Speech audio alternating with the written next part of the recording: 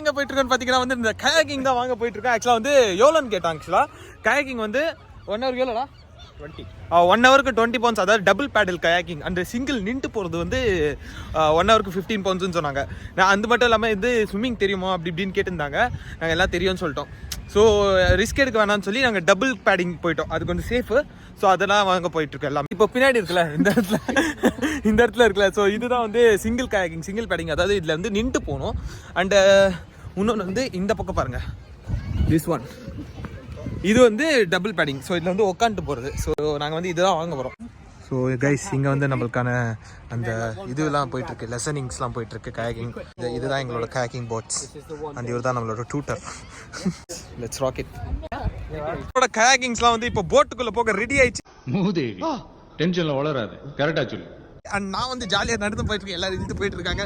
1 2 3 1 2. நான் ஹெல்ப் பண்ண மாட்டேன் யாருக்கும்.